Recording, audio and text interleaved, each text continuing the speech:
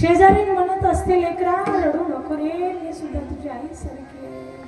अरे आई सारखी असेल पण आई होऊ शकणार नाही, आई होऊ शकणार नाही. मानव कोण दानव कोण कळे नाही मला, जिकडे पाहू तिकडे मान वंशाला. कसं लगे आई तू सरला, हो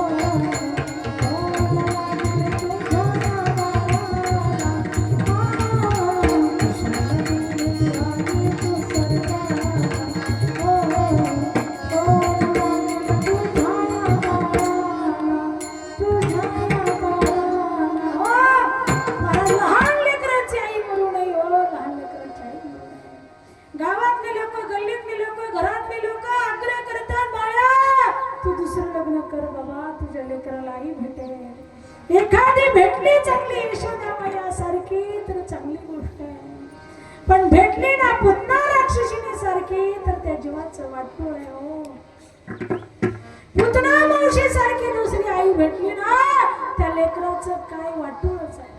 त्या आईनं त्याला झाडायला लावा, पुसायला लावा, भांडे घासायला लावा, इस्त्री करायला लावा. इस्त्री करायला लावली 5,500 रुपयाची नवऱ्याने आणली होती. इस्त्री करायला लागलं ते लेकरू 3 वर्षाचं, काय येते हो त्याला. तेवढ्या त्याचा मित्राला म्हटलं पप्या मला पेन्शन सस्पेन्शन दे. इस्त्री तशीच ठेवली आणि कंपास आणायला गेला. साडी झाली, वास आला. किचन मधून सावतराई आली, खटकीन त्याच्या कानाखाली गेली. हात जोडले, मम्मी नको ग मारू, नको ग मारू, नको माफी माग. माफी मागितली. हात जोड, हात जोडले. पाया पड, पाया पडला.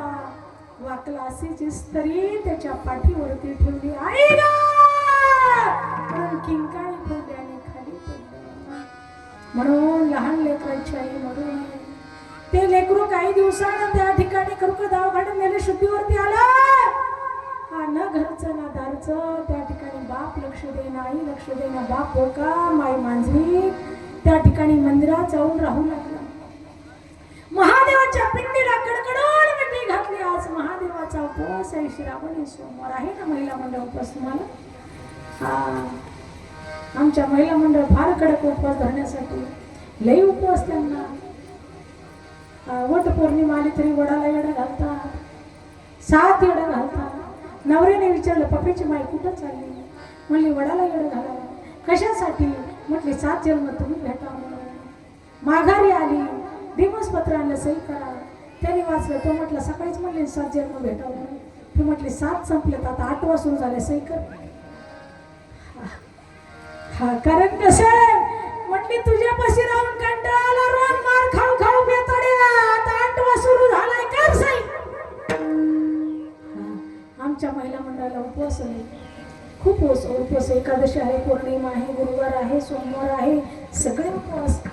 नवरा चांगला भेटा म्हणून लग्नाच्या आधी उपवास, महादेवाचे नंतरही उपवास.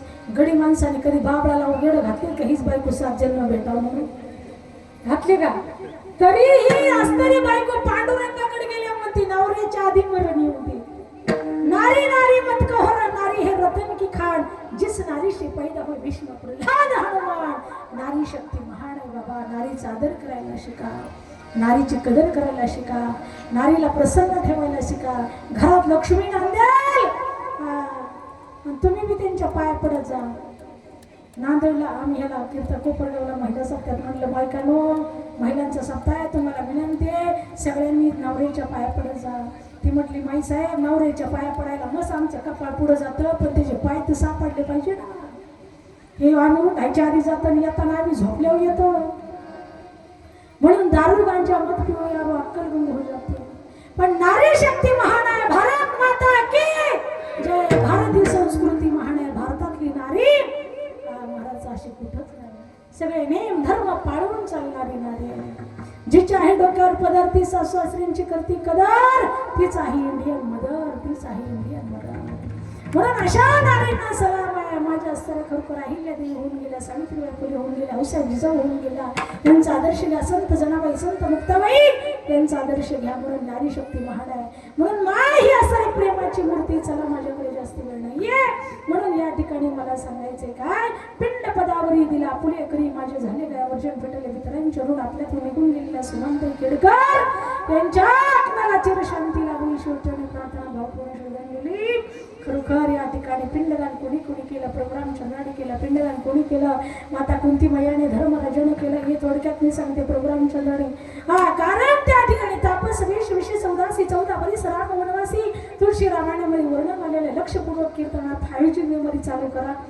तेव्हा नीट आल्याशिवाय राहणार नाही, कीर्तन डोक्यात घुसल्याशिवाय राहणार नाही. तर म्हणतात काय बाय नळी फोडलीच होणार आहे, इकडून तिकडे गेले वारे, डोक्यात काहीच नाही राहिले. कारण डोक्यात पहिलंच गबाळ भरलेलं असतं, त्यामुळे शिल्लक जागा नसते. कीर्तनाला येताना फ्रेश होऊन यायचं आणि इथं सुद्धा फ्रेश कीर्तन ऐकायचं. कारण कीर्तन भजन हेच असं एक धर्म मंडप आहे की संसारातलं दुःख विसरण्याचं ठिकाण आहे. म्हणून त्या ठिकाणी इथं आल्याच्या नंतर प्रसन्न बसायचं. चला थोडक्यात मला सांगायचं आहे. तापस वेश विशेष उदासी 14 वर्ष राम वनवासी. राम भरत मोही दोही आखे, सत्य कहो करू सं करू साखे. राजा दशरथाने सांगितलं राम आणि भरत माझे 2 आखेत ग कैकेयी, नको ग पाठवू माझ्या रामाला वनवासाला. तिने सांगितलं नाही नाही, तापस वेश विशेष उदासी 14 वर्ष राम वनवासी, 14 वर्ष रामाला वनवास द्यावा लागेल, माझ्या भरताला राजगादी द्यावं लागेल. ठीक आहे, गेले वनवासाला. मत जाओ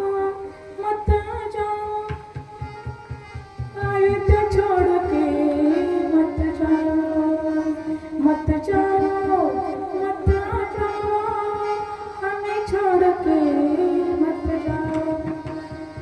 राम राम करून सगळी अयोध्या नगरी रडत होती. राम वनवासाला गेल्याच्या नंतर त्या ठिकाणी महाराज फाल्गुन नदी गयेमध्ये गेल्याच्या नंतर इकडे राजा दशरथाला जाऊन 7-10 दिवस झालेले होते. राजा दशरथाला कळालं, रामाला कळालं राजा दशरथ महाराज निघून गेलेले आहेत. गतवाण निवर्तन देता धाम परम मम, माझं कर्तव्य आहे, मी थोरला आहे, पिंडदान करायला पाहिजे. पण समिधा काही नाही काही नाही. ब्राह्मणाला बोलवलं, म्हटले थांबा इथे. समिधा आणतो. काही समिधा आणल्याच्या नंतर काही समिधेमध्ये त्रुटी पडली. वेळ झाली, सांगितलं आता राजा दशरथाचा हात वरती आला. सीतामाई बसलेली होती. बेटी मुझे पिंडदान दे दीजिए, मुझे पिंडदान दे दीजिए, मुझे पिंडदान दे दीजिए. सीतामाई आदिमाई शक्ती आहे. होत्या तेवढ्या वस्तूचं पिंड तयार केलं आणि तेच पिंड राजा दशरथाला समर्पित केलं. राजा दशरथ खुश झाले, बेटी तुम मेरी बेटी हो, मुझे पिंडदान प्राप्त हुआ है, मैं खुश हूँ असं म्हणून त्या ठिकाणी राजा दशरथाचा हात गुप्त झाला. 5 मिनिटांनी राम लक्ष्मण आले. ब्राह्मणजी करा तयारी पिंडदानाची, सगळं काही आणलेलं आहे. त्यावेळेस सीतामाईने हात जोडले, पतिदेवा मी पिंडदान केलं म्हणे, मी पिंडदान केलं. अरे कसलं केलं, कोण साक्षी येते? सांगितलं ब्राह्मण साक्षी आहे ना. ब्राह्मणाला सांगितलं तुमच्या हाताने पिंडदान केलंय, द्या साक्षी माझ्या नवऱ्याला. ब्राह्मणाला वाटलं हिला जर साक्षी द्यावा तर दक्षिणा भेटायची नाही, हिची बाजू धरून बोलल्यावर.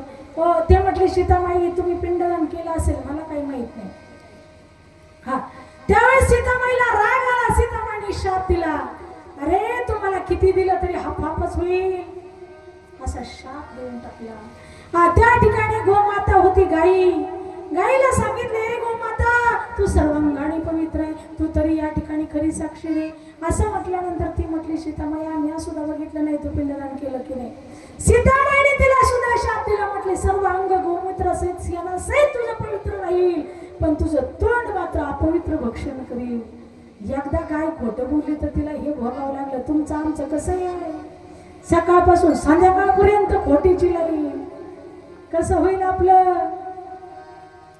तुळशी माता तिथे होत्या. तुळशी मातेला हात जोडले, मैया तुळशी तू पवित्र आहे ना, तू तरी खरी साक्षी दे माझ्या प्रभू रामचंद्राला, मी पिंडदान केलं. तिने नकारार्थी मान हलवली. सीतामाई मी नाही बघितलं. तिला सांगितलं तू खोटं बोलली ना, तू उकांड्या उगवशील. म्हटले उकांड्यावर तुळस कुठे उगवती, उकांड्यावर ना. मग गंगा मैयाला त्या ठिकाणी हात जोडले. सांगितलं गंगा माता का फेडिता पापता मोखिता तिरेचे पाद, समुद्राचा आप गंगेचे जैसे, सगळ्या जगाचं पाप तू निवृत्त करती ना, तू पवित्र आहे ना, मग तुला हात जोडते, खरी साक्षी दे माझ्या पती देवाला. तिने नकारार्थी मान हलवली. सीते मी सुद्धा बघितलं नाही पिंडदान केलेलं. सीतामाईने शाप दिला तिला, तू खोटं बोलली ना, तुझ्या तोंडात आळ्या पडतील आणि इथं असून सुद्धा तू दिसणार नाही. आजही जा तिथं गुप्त आहे आणि लई वेळ जर तुम्ही पाणी असं उकळलं ठेवलं का त्यात किडे पडलेले दिसतात. सीतामायाचा शाप आहे, त्रेतयुगात दिलेला शाप. अजूनही तो असताना त्या भोगावं लागते त्यांना. ठीक आहे, 5वा असताना साक्षीदार त्या ठिकाणी वडाचं झाड होतं, त्याला हात जोडले. म्हणे वटदेवा तू तरी खरी साक्षी दे माझ्या नवऱ्याला. त्याने छातीवर हात ठेवला. सांगितलं देवादिदेवा प्रभू रामचंद्र महाराज की जय, तुम्हाला मी खरी साक्षी देतो, माझ्या सीतामाईने पिंडदान केलं. राजा दशरथाने ते स्वीकारलं. राजा दशरथ आशीर्वाद देऊन गेले. म्हणे तेव्हा त्या सीतामाईने त्या वडाला आशीर्वाद दिला, अक्षय तुझं नाव आजपासून अक्षय होईल, तुझा कधी क्षय होणार नाही. म्हणून त्या वडाला महिला मंडळ येड घालतात आणि त्यांना सुद्धा सौभाग्य प्राप्त होतं. ठीक आहे, म्हणून मला जास्ती सांगायचं नाही. तर माझ्या सीतामाईने पिंडदान केलं. त्रेतयुगामध्ये द्वापार युगामध्ये कर्णाला सुद्धा पिंडदान केलं. म्हणून माझे तुकाराम महाराज म्हणतात मी कलियुगामध्ये पिंडदान करतो. माझ्या देहाचं पिंड पदावरी दिला आपुलिया करी, माझे झाले गयावर्जन फिटले पितरांचे ऋण,